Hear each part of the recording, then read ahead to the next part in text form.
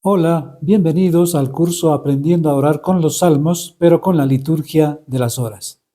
Hoy tendremos la catequesis número 11 sobre el cántico de Judith. Es un hermoso cántico de alabanza que se atribuye a Judith, una heroína del Antiguo Testamento y un orgullo para las mujeres de Israel, pero por supuesto no solo para ellos, sino también para todos nosotros hoy. Recordar que esta catequesis corresponde al segundo salmo de laudes del miércoles de la primera semana del Salterio. Asimismo, te recordamos que estos videos son parte de un conjunto de catequesis para aprender a orar con la liturgia de las horas. Y si es la primera vez que ves este video, te invitamos a ver la lista completa del curso en la descripción del video. Asimismo, te invitamos a seguir el orden de las catequesis. Judith es la imagen de la mujer valiente, es imagen de la mujer de fe que en un momento dramático de la historia del pueblo de Israel consigue vencer a un enemigo mortal y de una manera muy sorprendente. Y es que la obra de Dios no viene de ella, sino que es de Dios. Por eso ella va a realizar este hermoso cántico. La liturgia de laudes nos hace rezar algunos versículos de este cántico, del cántico de Judith, que van de los versos del capítulo 16, versos 1 al 2 y del verso 13 al 15. Y de esa manera nos invita a celebrar la victoria de Dios sobre la muerte, donde Dios es considerado como un guerrero quebrantador de guerras, en el verso 2. Y para ganar estas batallas, pues Dios va a usar de la fragilidad de una mujer. Así va a mostrar su grandeza. También es importante recordar que Cristo se encarnó en la fragilidad de una mujer, la Virgen María. Y de esa manera para nosotros Judith también es imagen de la Virgen María. Y por supuesto en la fragilidad de la Virgen María, Cristo va a nacer como Salvador del mundo. Dicho esto, vamos a iniciar la catequesis de hoy. Dios mío, ven en mi auxilio. Señor, date prisa en socorrerme. Gloria al Padre, al Hijo y al Espíritu Santo, como era en un principio, ahora y siempre, por los siglos de los siglos. Amén. Cántico de Judith. Alabad a mi Dios con tambores, elevad cantos al Señor con cítaras, ofrecedle los acordes de un salmo de alabanza, ensalzad e invocad su nombre. Porque el Señor es un Dios quebrantador de guerras, su nombre es el Señor. Cantaré a mi Dios un cántico nuevo. Señor, tú eres grande y glorioso, admirable en tu fuerza invencible. Que te sirva toda la creación, porque tú lo mandaste y existió. Enviaste tu aliento y la construiste. Nada puede resistir a tu voz. Sacudirán las olas los cimientos de los montes, las peñas en tu presencia se derretirán como cera, pero tú serás propicio a tus fieles. Gloria al Padre, al Hijo y al Espíritu Santo, como era en un principio, ahora y siempre, por los siglos de los siglos. Amén. Antífona. Señor, tú eres grande, tu fuerza es invencible.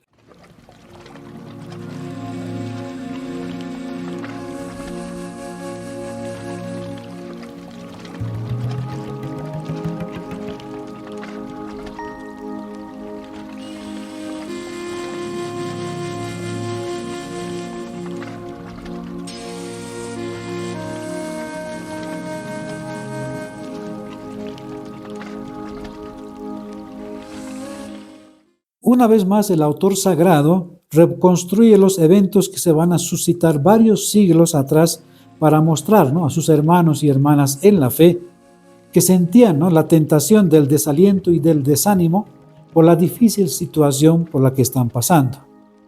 Por supuesto, es una situación también que no es ajena a nosotros, donde muchas veces nosotros también decaemos, decae nuestra fe. Y queremos tirar la toalla, dejar la oración, dejar la Eucaristía, dejar la iglesia, dejar la familia, dejar los hijos, ¿sí? Porque todo en ese momento nos abruma. Pero veamos el contexto en el que fue escrito este cántico de David. Israel es invadido por uno de sus enemigos, en este caso los asirios, gobierna el rey Nabucodonosor, ¿no? Que busca ser considerado como un dios. De esa manera, pues, él va sometiendo a los pueblos vecinos. Y de esa manera todos quedan sometidos bajo su poder, menos un pueblo. Y de esa manera Nabucodonosor va a delegar a su general Holofernes sitiar al pueblo de Israel, que no quiso acatar sus mandatos. Por eso en los versos que van del 3 al 4, en el Cántico de Judith, va a decir lo siguiente: vinieron los asirios de los montes del norte, vinieron con tropa innumerable. Su muchedumbre obstruía los torrentes y sus caballos cubrían sus colinas. Hablaba de incendiar mis tierras, de pasar mis jóvenes a espada, de estrellar contra el suelo a los lactantes, de entregar como botín a mis niños y de dar como presa a mis doncellas. Entonces se pueden imaginar el contexto en el que está escrito este cántico. El pueblo de Israel está sitiado. El pueblo de Israel está rodeado por un gran ejército. Y ese ejército pues lo va a someter a este pueblo de Israel para que después este pueblo de Israel pueda adorar al rey Nabucodonosor, que se creía un dios. Entonces la situación descrita en palabras de Judith, ¿verdad?, también es similar a otras vividas por el pueblo de Israel, ¿no?, donde la salvación llega cuando todo parecía imposible. Ese es el actuar que Dios tiene muchas veces en la historia, ¿no? Y con el pueblo de Israel también se va a manifestar de esta manera. Esta situación nos tiene que recordar, por ejemplo, lo que aconteció con el Éxodo, cuando el pueblo de Israel sale de Egipto y se va a encontrar luego frente al Mar Rojo. Entonces, frente a sí tiene a la muerte y por detrás tiene al ejército del faraón. Entonces parece que todo está perdido para el pueblo de Israel. Pero Dios, ustedes saben que por la vara de Moisés va a abrir el mar en dos partes y de esa manera el pueblo va a pasar, dice, a pie enjuto. Y de esa manera el pueblo de Israel va a hacer este hermoso cántico, en el cántico de la victoria, Éxodo en el capítulo 15. Pero lo interesante del cántico de Judith, queridos hermanos, es que esta vez Dios no usa de un guerrero o de un ejército para liberar al pueblo de Israel, sino de la fragilidad y hermosura de una mujer. Una situación similar va a pasar en tiempos de Débora, la profetisa, que es juez de Israel, cuando Sísara, ¿no?, el generalísimo cananeo, va a morir a manos de Yael, ¿no?, una mujer. Esta cita la vamos a encontrar en Jueces capítulo 4 del 17 al 21.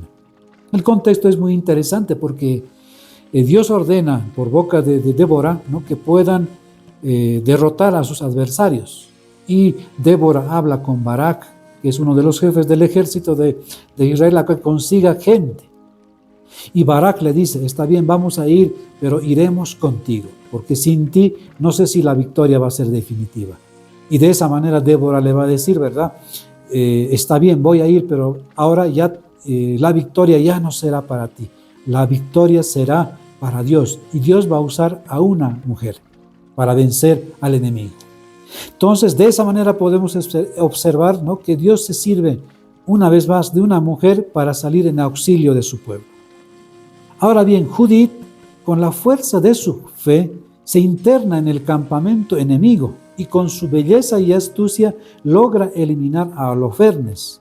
Por eso en el cántico va a subrayar con fuerza lo siguiente, en los versos que van del 5 al 6, dice lo siguiente: el Señor omnipotente por mano de mujer los anuló, que no fue derribado su caudillo por jóvenes guerreros, ni le hirieron hijos de titanes, ni altivos gigantes le vencieron. Le subyugó Judith, hija de Merarí, con solo la hermosura de su rostro. Y es interesante también el contexto en el que está escrito este capítulo, ¿verdad? ¿Por qué? Porque cuando está sitiado el pueblo de Israel y Judith toma la decisión de ir al campamento de los asirios, los sacerdotes pues le van a hacer una hermosa oración también. ¿Por qué? Y en esa oración que está en el capítulo 15, verso 9, le van a decir, por ejemplo, a Judith, ¿no? Tú eres la gloria de Jerusalén, tú la alegría de Israel, tú eres el orgullo de nuestra raza. Y cuando Judith sale, ella no sabe cómo Dios va a actuar, cómo lo va a hacer. Entonces, el pueblo de Israel confía en ella. Por eso, con esta hazaña, la figura de Judith se va a convertir en un arquetipo que permitirá no solo a la tradición judía, ¿no?, sino también a la tradición cristiana, poner de relieve la predilección que Dios tiene por lo que se considera frágil y débil, pero que precisamente por eso también es elegido para manifestar, ¿verdad?, la potencia divina. También es una figura, ¿verdad?, ejemplar para expresar la vocación, ¿no?, y la misión de la mujer, que está llamada, ¿no?, al igual que el hombre, de acuerdo a sus aptitudes específicas que tiene la mujer, a desempeñar un papel muy importante en el plan de Dios. Por eso, hermanos, esperemos, ¿no?, que la figura de Judith acompañe a los padres y madres sinodales que están reunidos ahora en Roma para ver el papel que tiene la mujer en la iglesia en el tercer milenio. Entonces, con todo lo expresado, la tradición cristiana va a ver en Judith, la heroína judía, una prefiguración también de la Virgen María expresada en el canto del Magnificat, ¿verdad?, en Lucas capítulo 1, verso 52, donde la Virgen María va a decir lo siguiente: derriba del trono a los poderosos, enaltece a los humildes. Y asimismo, por eso dice, la tradición de Oriente y de Occidente van a atribuir a la Madre de Jesús, por eso, expresiones como las que acabamos de decir más adelante, por ejemplo, en el libro de Judith, que dice, ¿no?, tú eres la gloria de Jerusalén, tú la alegría de Israel, tú eres el orgullo de nuestra raza, ¿no? Cuando los sacerdotes hacen y le dicen esto a Judith, y esa expresión, ¿no?, en la tradición cristiana de Oriente y Occidente se va a hacer con referencia a la Virgen María. Ahora bien, con Judith el terrible enemigo, Holofernes, es derrotado. Por eso en esta hora de la mañana, queridos hermanos, el salmista nos muestra que también nosotros, quienes seguimos al Señor, tenemos enemigos que quieren destruir la obra que Dios ha iniciado en cada uno de nosotros. Y es importante recordar, hermanos, que no por el hecho de rezar todos los días con la liturgia de las horas, ¿no?, con el salterio, estamos exentos de los enemigos, sino todo lo contrario, ¿no?, estamos mucho más expuestos todavía, como lo veremos más adelante, por ejemplo, con lo que le aconteció a Jesucristo. Pero ahora es importante que nos preguntemos, ¿verdad? Estamos entrando ya en el meollo, en el centro de esta catequesis, ¿quiénes son los enemigos hoy para nosotros? Estos enemigos del alma son los 7 pecados capitales que día a día, hermanos, nos separan del amor de Dios. Estos pecados capitales, hermanos, quieren ocupar, el lugar de Dios, el lugar que Dios ocupa en nuestro corazón. Por eso todos los días nos cercan, quitándonos ¿qué? El alimento de la palabra, que es la palabra de Dios, y el agua, que es el don del Espíritu Santo. Por eso el demonio, ¿verdad?, nos quita muchas veces la oración. Y al quitarnos la oración, por supuesto, nos quita el Espíritu Santo, ¿sí? Y sin el Espíritu Santo no podemos orar. Porque la obra, no se olviden, hermanos, no es nuestra. La obra es de Dios. Por eso la oración es nuestra parcela. La oración es nuestra tierra. Esa es la porción que nosotros debemos cuidar todos los días. Por eso todos los días hacemos oración. ¿Para qué? Para que la podamos defender. Por eso algo similar también sucede, por ejemplo, con la Eucaristía, porque en la Eucaristía está la palabra de Dios, en la primera parte de la liturgia, y el agua que expresa la segunda parte, que es el Espíritu Santo. Por eso la Eucaristía es la plenitud de la oración. Por eso el demonio, ¿verdad?, nos quiere quitar ¿qué? Nos quiere quitar la oración, nos quiere quitar la Eucaristía, y con ella, ¿qué nos va a quitar? ¿Qué más también, hermanos? La caridad. ¿Sí? Porque si nos quita el amor de Dios expresado en la oración y la Eucaristía, inevitablemente nos va a quitar ¿qué? El amor hacia el prójimo. Nos va a quitar esto que dice el Shema, ¿verdad? El Shema nos dice que nuestro amor está dedicado hacia Dios. Escucha, Israel, amarás al Señor tu Dios y al prójimo como a ti mismo. Entonces, por eso es importante, ¿verdad?, entrar en este combate. Pero ahora veamos cómo se está dando este combate. ¿Cuáles son esos 7 pecados capitales, verdad, que están queriendo entrar en nuestra vida, en nuestra alma? Pues son 7. Estas 7 ustedes las conocen, ¿verdad? Son la soberbia, la avaricia, la lujuria, la ira, la gula, la envidia y la pereza. En este momento no vamos a hablar in extenso del significado de cada uno de ellos, pero podemos decir brevemente, por ejemplo, la soberbia. ¿Qué es la soberbia? Es creerse como dioses, es la exaltación del propio yo. Por eso el soberbio, al soberbio nadie le puede bajar de esa cima en la que se encuentra, ¿verdad? Él tiene la razón, él es la máxima autoridad, él es el principio de todo. Por eso es uno de los pecados capitales más grandes. Tienes la soberbia, los demás capitales también se te van a venir con mucha facilidad. Luego, al pecado de la avaricia, ¿qué es? Es el placer en acumular riquezas para sí mismo, es el no pensar en los demás, solamente en nosotros mismos. Hay un deseo desordenado en la acumulación de estos bienes. La lujuria, ¿qué es? Es el deseo, ¿no?, desordenado también por los apetitos sexuales, cuando no somos capaces de dominarnos a nosotros mismos. La ira, ¿qué es la ira? Es el descontrol del yo, ¿no?, que inevitablemente lleva a la violencia. Esta violencia puede ser de tipo psicológico, pero también puede ser la violencia de tipo físico, ¿no? Y esto está trayendo pues muchos dolores a muchas familias. La gula, que es el apetito desmedido por el comer y el beber. Hoy día la bebida, por ejemplo, está totalmente descontrolada en el mundo. Por medio de la bebida y por ese descontrol excesivo que existe, están sucediendo los peores pecados y las peores tragedias.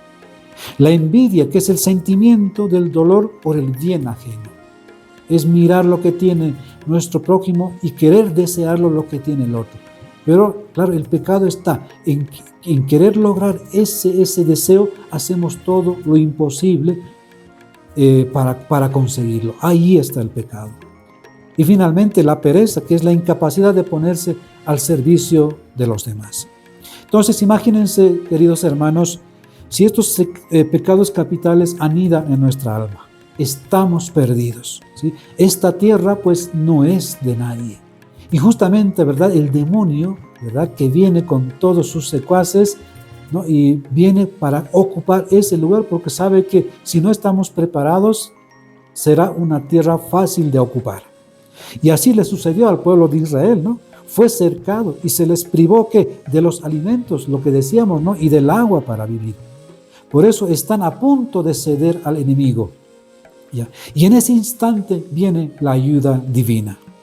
Dice el Papa Francisco una cosa muy interesante.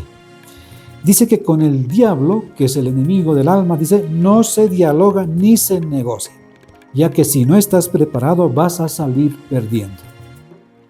Por eso también, hermanos, esta lucha la ha tenido Jesucristo en el inicio de su misión. Recuerdan cuando se va a adentrar en el desierto, y lo vamos a leer, estas 3 tentaciones que Jesucristo va a tener de su lucha con el demonio en Mateo 4, 1 al 11. Entonces Jesús fue llevado por el Espíritu al desierto para ser tentado por el diablo. Y después de hacer un ayuno de 40 días y 40 noches, al fin sintió hambre. Y acercándose el tentador le dijo, si eres hijo de Dios, di que estas piedras se conviertan en panes. Esta tentación en la iglesia la conocemos como la tentación del pan. Es la tentación de las seguridades. Es la tentación que todos nosotros tenemos, ¿verdad?, cuando queremos asegurarnos la vida. Por eso, frente a esta tentación, miren, Jesucristo dice, le va a responder, está escrito, no solo de pan vive el hombre, sino de toda palabra que sale de la boca de Dios. Luego, entonces el diablo le lleva consigo a la ciudad santa, le pone sobre el alero del templo y le dice, si eres hijo de Dios, tírate abajo, porque está escrito, a sus ángeles te encomendará y en sus manos te llevarán, para que no tropiece tu pie en piedra alguna. La segunda tentación es la tentación de la historia. Imagínense cómo quisiéramos ser unos héroes nosotros, ¿verdad?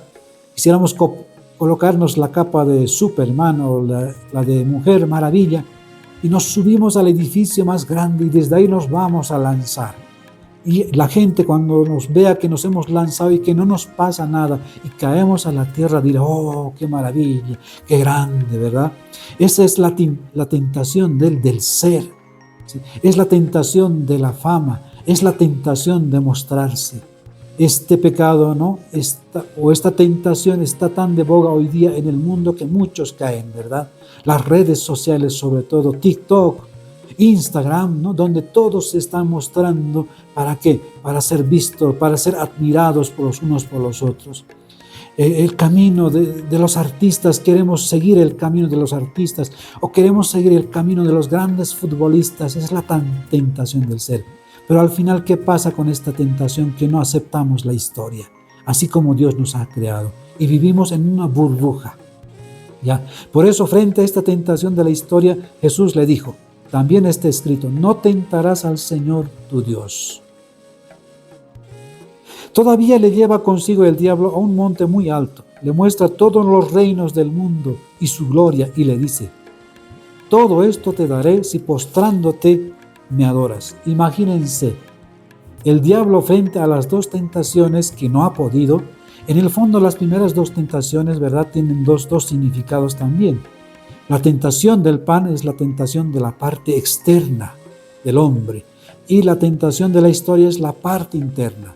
Por lo tanto, el diablo cuando nos ataca, el enemigo cuando nos ataca desde fuera, también nos ataca desde dentro. Y como sabe que con Jesucristo no puede, ¿verdad?, le va a presentar esta tercera tentación, que es la tentación de los ídolos, ¿sí?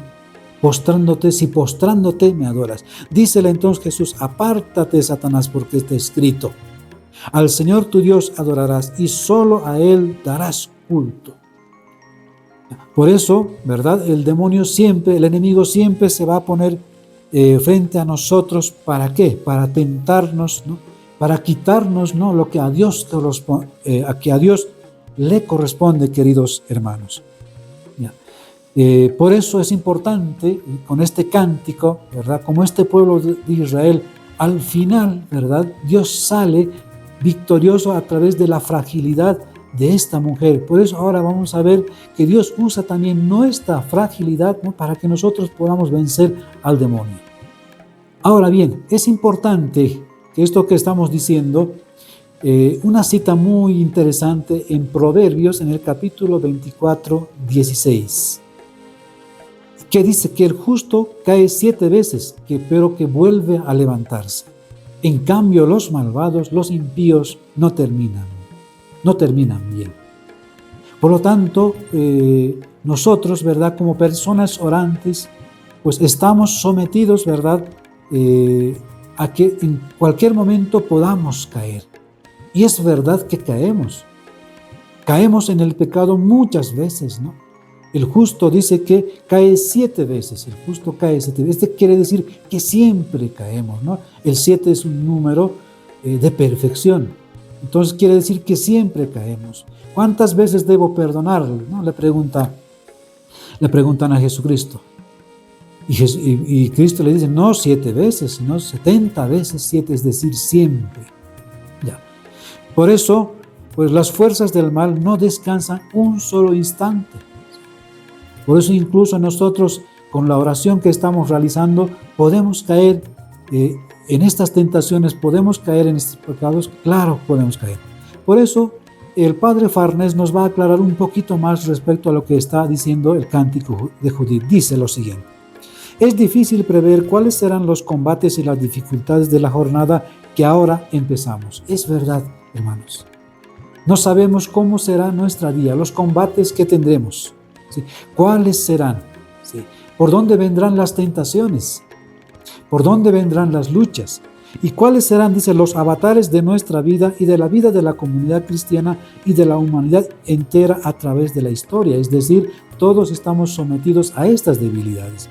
Pero una cosa es cierta, dice el Padre Farnés, que en la etapa final el bien triunfará sobre el mal y la victoria de la mañana de Pascua será finalmente la victoria de toda la humanidad salvada por Cristo. Es decir, frente al mal, frente a la muerte, frente al enemigo, ¿sí?, ¿quién ha vencido? Ha sido Cristo quien ha vencido. Por eso en estas batallas, ¿quién sale vencedor por nosotros? Es Jesucristo. Por eso en la oración pedimos la ayuda de Él. Por eso en esta mañana de miércoles salimos a trabajar diciendo, a ver, ¿cómo será este día? Señor, a ver, ¿cómo me va a ir este día? Los combates que voy a tener. Pero sabemos que al terminar el día volveremos gloriosos y cantaremos como Judith. Por eso, así como Judith, también nosotros, ¿verdad? Somos frágiles, hermanos. Y Dios utiliza nuestra fragilidad para vencer a estos 7 pecados capitales. Pablo, por ejemplo, se sentía también así, de frágil.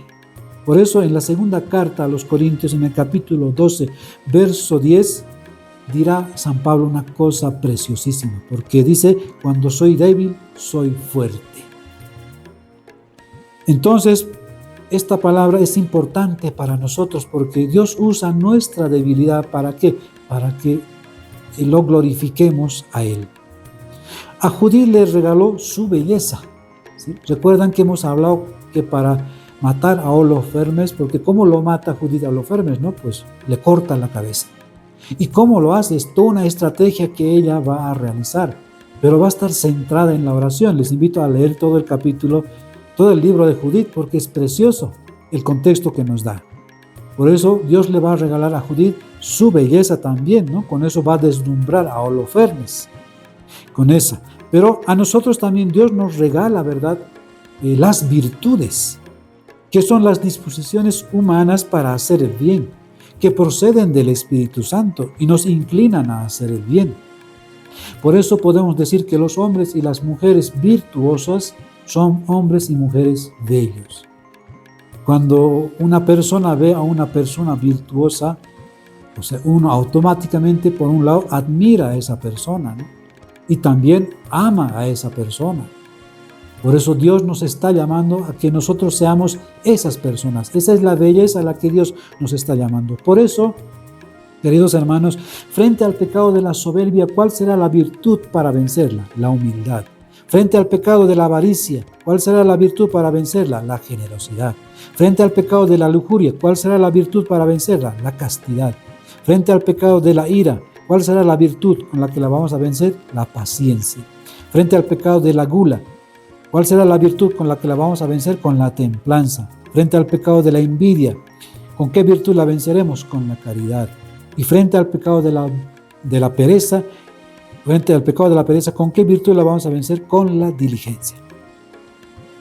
Entonces, pero por supuesto no vencemos a los enemigos, ¿verdad?, del alma, como decíamos al principio, hermanos, con nuestras propias fuerzas, porque estas virtudes, ¿verdad?, son dones que nos regala Dios.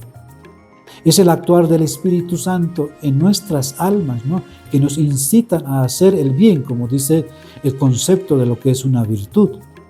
¿Para qué, hermanos? ¿Para qué? Para que nosotros no nos gloriemos y digamos, pues he vencido el pecado de la avaricia por mi fuerza, he vencido el pecado de la ira. No, porque estas victorias son del Señor.